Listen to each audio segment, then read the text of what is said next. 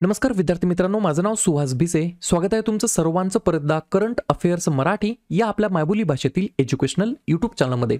विद्यार्थी मित्रांनो, आज आहे 14 एप्रिल 2024. आजच्या दिवसाचे जेवढेही चालू घडामोडीचे महत्त्वाचे टॉप प्रश्न बनत असतील ते सर्व प्रश्न आपण या व्हिडिओच्या माध्यमातून पाहणार आहोत. तरी सर्वप्रथम आपण जर नवीन असाल, पहिल्यांदा या चॅनलवरील व्हिडिओ पाहत असाल तर चॅनलला या ठिकाणी अवश्य सबस्क्राइब सुद्धा करून घेऊ शकता. ठीक आहे, चला तर मग आपण आजच्या व्हिडिओला सुरुवात करूया. त्या अगोदर कालच्या व्हिडिओमध्ये जो काही शेवटचा प्रश्न विचारला होता त्या प्रश्नाचं उत्तर जाणून घेऊया. काय होता प्रश्न? कोणत्या देशाचे लष्कर माउंट एव्हरेस्टवरून कचरा गोळा करण्याची मोहीम सुरू करणार आहे? तर बऱ्याच विद्यार्थी मित्रांनी अगदी योग्य उत्तर टाईप करून सांगितलं आहे. पर्याय क्रमांक डी, नेपाळ हे या प्रश्नाचं योग्य उत्तर असणार आहे. तर नेपाळ देशाचे जे काही लष्कर आहे ते माउंट एव्हरेस्टवरून जो काही कचरा आहे तो गोळा करण्यासाठी एक मोहीम या ठिकाणी सुरू करणार आहे. क्लिअर? पर्याय क्रमांक डी, नेपाळ हे या प्रश्नाचं योग्य उत्तर असणार आहे. आता पाहूया विद्यार्थी मित्रांनो, प्रश्न क्रमांक पहिला. सावकाशपणे शेवटपर्यंत व्हिडिओ पहा. टोटल संपूर्ण व्हिडिओमध्ये 12 प्रश्न असतील. सुरुवातीपासून शेवटपर्यंत एक एक प्रश्न या ठिकाणी महत्त्वाचा आहे. तुम्ही कोणत्याही एक्झामची तयारी करा. प्रश्न क्रमांक पहिला काय म्हणतो? 2024चा अमेरिकन राष्ट्रपती पुरस्कार कोणत्या भारतीयाला मिळालेला आहे? प्रश्न क्रमांक पहिल्याचं योग्य उत्तर आहे पर्याय क्रमांक डी, लोकेश मुनी असं त्यांचं नाव आहे. त्यांना या ठिकाणी अमेरिकन राष्ट्रपती पुरस्कार 2024 ने सन्मानित करण्यात आलेला आहे. 2 पॉइंट लिहून घ्या.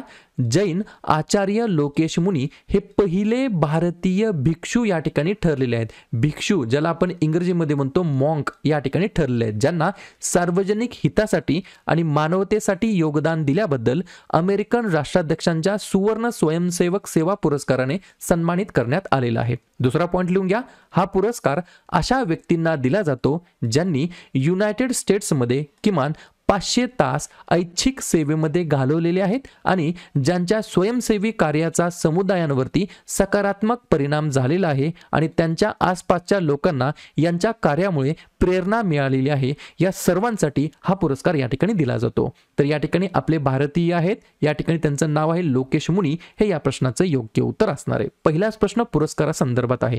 तर लगेच आपण काय करूया, वेगवेगळ्या क्षेत्रामध्ये वेगवेगळ्या व्यक्तींना देण्यात आलेले जे काही अलीकडील काळामध्ये पुरस्कार आहेत त्याच्यावरती चर्चा करूया. जसं की मिस वर्ल्ड ह्युमॅनिटेरियन पुरस्कार, या पुरस्काराने सन्मानित करण्यात आला आहे नीता अंबानी यांना. PV नरसिंह राव स्मृती पुरस्कार रतनजी टाटा. 33वा सरस्वती सन्मान प्रभा वर्मा. संगीता कलानिधी पुरस्कार 2024 TM कृष्णा. वर्ल्ड बिलियर्ड्स म्युझियमचा hall of fame Pankaj Advani. Maharashtra गौरव पुरस्कार डॉक्टर उमा रेळे. देवी शंकर अवस्थी सन्मान 2023 निशांत. पहिला जागतिक असमानता संशोधन पुरस्कार बीना अग्रवाल व जेम्स बॉयस. आंतरराष्ट्रीय संस्कृती पुरस्कार 2024 मीना चरंदा. मेजर ध्यानचंद जीवन गौरव पुरस्कार 2023 अशोक कुमार. अमेरिकन राष्ट्रपती पुरस्कार 2024 लोकेश मुनी. पुढचा प्रश्न, प्रश्न क्रमांक दुसरा. आशियाई विकास बँक ज्याला आपण बोलतो ADB या बँकेने आर्थिक वर्ष 2024-25 साठी भारताच्या GDP वाढीचा अंदाज किती सांगितला आहे? मला कमेंट करून सांगा GDP या शब्दाचा फुल फॉर्म काय होतो. 2 नंबरच्या प्रश्नाचे योग्य उत्तर आहे पर्याय क्रमांक सी, 7.0% एवढा या ठिकाणी विद्यार्थी मित्रांनो भारताच्या GDP वाढीचा अंदाज या ठिकाणी लावलेला आहे. कोणी? ADB बँकेने. कोणत्या फायनान्शियल इयरसाठी? 2024-25 या वर्षासाठी. ठीक आहे, 2 पॉइंट लिहून घ्या. GDP वाढीचा दर वाढण्याचे कारण म्हणजे उत्पादन आणि सेवा क्षेत्रातील तेजी आहे.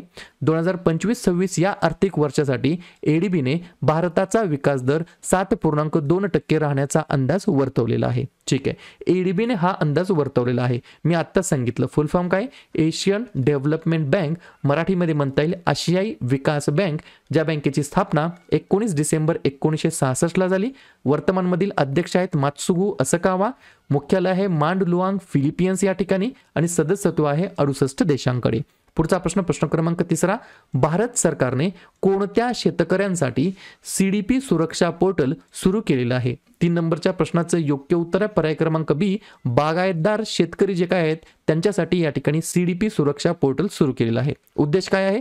तर भारताच्या विकासाला चालना देणे, फलोत्पादन क्षेत्र जे भारतीय अर्थव्यवस्थेमध्ये महत्त्वपूर्ण योगदान देणे, त्यांच्या विकासाला या ठिकाणी चालना देण्यासाठी CDP सुरक्षा पोर्टल सुरू केलेलं आहे भारत सरकारने. पुढचा प्रश्न, प्रश्न क्रमांक 4.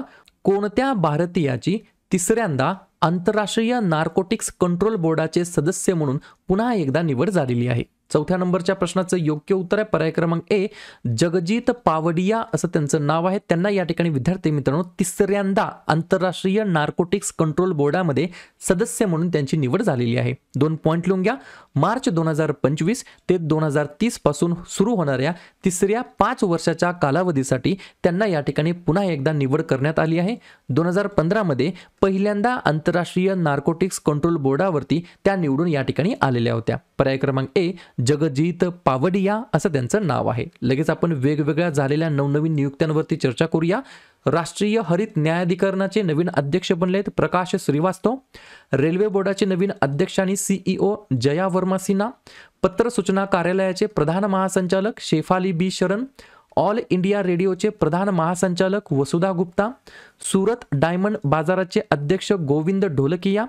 मुंबई महापालिकाचे आयुक्त बनलेत भूषण गगरानी. संघ लोकसेवा आयोगामध्ये संचालक बनलेत हंसा मिश्रा. असोचॅमचे अध्यक्ष बनलेत संजय नायर. विप्रोचे एमडी आणि सीईओ बनलेत श्रीनी पालिया.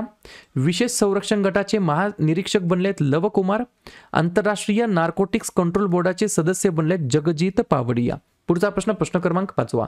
कोणते भारतीय जहाज मुआरा ब्रुनई येथे एशियन देशांमध्ये चालू असलेल्या परदेशी तैनातीचा भाग म्हणून या ठिकाणी पोहोचलेला आहे?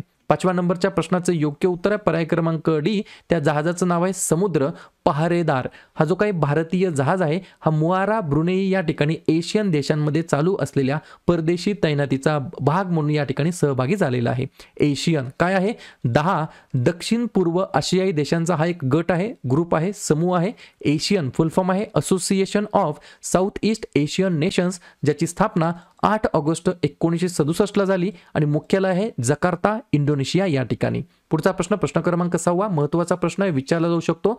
दरवर्षी डॉक्टर बाबासाहेब आंबेडकर यांची जयंती केव्हा साजरी करण्यात येत असते? 6व्या नंबरच्या प्रश्नाचं योग्य उत्तर आहे पर्याय क्रमांक सी, आजच्या दिवशी. दरवर्षी विद्यार्थी मित्रांनो 14 एप्रिलला आपण डॉक्टर बाबासाहेब आंबेडकर यांची जयंती साजरी करतो. यांच्याबद्दल 3-4 पॉईंट्स आहेत ते लिहून घ्या. जसं की यांचा जन्म झालेला होता 14 एप्रिल 1891 ला. मध्य प्रदेशातील माहू या ठिकाणी यांचा जन्म झाला होता. वडिलांचे नाव होते रामजी मालोजी सकपाळ. आईंचे नाव होते भीमाबाई. डॉक्टर बाबासाहेब आंबेडकर हे त्यांच्या पालकांचे 14वे अपत्य होते. डॉक्टर बाबासाहेब आंबेडकरांचे स्मारक स्थळ चैत्यभूमी या ठिकाणी आहे आणि हे मुंबई महाराष्ट्रामध्ये स्थित आहे. भारतीय राज्यघटनेच्या निर्मितीसाठी स्थापन करण्यात आलेल्या मसुदा समितीचे अध्यक्ष म्हणून डॉक्टर बाबासाहेब आंबेडकर यांची निवड करण्यात आलेली होती. ते पहिले कायदा आणि न्यायमंत्री सुद्धा म्हणून त्यांनी कामकाज पाहिलं आहे. 1947 ते 1951 दरम्यान त्यांना भारतरत्न मरणोत्तर पुरस्काराने सुद्धा सन्मानित करण्यात आलेलं आहे 1990 मध्ये. आणि त्यांच्यावरील एक महत्त्वाचं पुस्तक सुद्धा आहे, the problem of the rupee, its origin and it's solution. हे पुस्तक बऱ्याच वेळेला एक्झामला विचारलेलं आहे. आणि हे जे काही आपले डॉक्टर बाबासाहेब आंबेडकर आहेत यांचं निधन झालेलं आहे 6 डिसेंबर 1956 ला. या गोष्टी तुम्हाला लक्षात ठेवायच्या आहेत. ठीक आहे. प्रश्न कशा संदर्भात आहे? महत्त्वाच्या दिवसाबद्दल. तर लगेच एप्रिल महिन्यातील जे काही महत्त्वाचे दिवस आहेत त्याच्यावरती आपण चर्चा करूया. लिहून घ्या. 1 एप्रिल ते 7 एप्रिल पहिला आठवडा आपण अंधत्व प्रतिबंध आठवडा म्हणून आपण साजरा करतो. 2 एप्रिल आंतरराष्ट्रीय बाल पुस्तक दिवस. 4 एप्रिल खान जागृतीसाठी आंतरराष्ट्रीय दिवस. 5 एप्रिल राष्ट्रीय सागरी दिवस. 7 एप्रिल जागतिक आरोग्य दिवस. 9 एप्रिल जलसंधारण दिवस. 11 एप्रिल महात्मा ज्योतिबा फुले यांची जयंती तसेच जागतिक पार्किन्सन दिवस असतो. 13 एप्रिल जालियनवाला बाग स्मृती दिवस. 14 एप्रिल डॉक्टर बाबासाहेब आंबेडकर यांची जयंती. 15 एप्रिल जागतिक कला दिवस तसेच जागतिक सांस्कृतिक दिवस. 16 एप्रिल जागतिक ध्वनी दिवस. 18 एप्रिल आंतरराष्ट्रीय स्मारके व जागा दिवस आणि जागतिक वारसा दिवस. 21 एप्रिल भारतीय नागरी सेवा दिवस. 22 एप्रिल जागतिक पृथ्वी दिवस. 23 एप्रिल जागतिक पुस्तक दिवस आणि इंग्रजी भाषा दिवस. 24 एप्रिल भारतीय पंचायती राज दिवस. 25 एप्रिल जागतिक मलेरिया दिवस. 26 एप्रिल जागतिक बौद्धिक मालमत्ता दिवस आणि 29 एप्रिल आंतरराष्ट्रीय नृत्य दिवस. क्लिअर? हो, या पुढचा प्रश्न क्रमांक 7वा. अलीकडेच कोणत्या आफ्रिकन देशाने नवीन सोन्याचे चलन ZIG नावाने या ठिकाणी लॉन्च केलेलं आहे? 7व्या नंबरच्या प्रश्नाचं योग्य उत्तर आहे पर्याय क्रमांक बी, झिम्बाब्वे हे या प्रश्नाचं योग्य उत्तर असणार आहे. आणि हे या ठिकाणी हे जे काय नियम आहे जिग म्हणजे काय, झिम्बाब्वे गोल्ड असं याचा या ठिकाणी फुल फॉर्म होतो. तर आफ्रिकन देशाने, कोणत्या, झिम्बाब्वे या देशाने नवीन सोन्याचे चलन ZIG नावाने या ठिकाणी लॉन्च केलं आहे. पुढचा प्रश्न क्रमांक 8वा. भारतातील ब्रिटनची पहिली महिला उच्चायुक्त कोण बनलेली आहे? या ठिकाणी महत्त्वाचा प्रश्न आहे, स्टार मार्क करून ठेवा. पर्याय क्रमांक ए, लिंडी कॅमेरून असं त्यांचं नाव आहे. त्यांना या ठिकाणी भारतातील ब्रिटनची पहिली महिला उच्चायुक्त म्हणून त्यांची नियुक्ती करण्यात आलेली आहे. या ठिकाणी लगेच या ठिकाणी नवनवीन नियुक्त्यांवरती आपण चर्चा करूया. मला वाटतं हा प्रश्न ऑलरेडी आपण कव्हर केलेला आहे, म्हणजे ही माहिती कव्हर केलेली आहे, तरी काय हरकत नाही. रिव्हिजन मारणं सगळ्यात जास्त महत्त्वाचं आहे. राष्ट्रीय हरित न्यायाधिकरण अध्यक्ष प्रकाश श्रीवास्तव, पत्र सूचना कार्यालयाचे प्रधान महासंचालक शेफाली बी वर्मा, सुरत डायमंड बाजाराचे अध्यक्ष गोविंद ढोलकिया, संघ लोकसेवा आयोगाच्या मध्ये या ठिकाणी संचालक म्हणून हंसा मिश्रा यांची नियुक्ती झाली.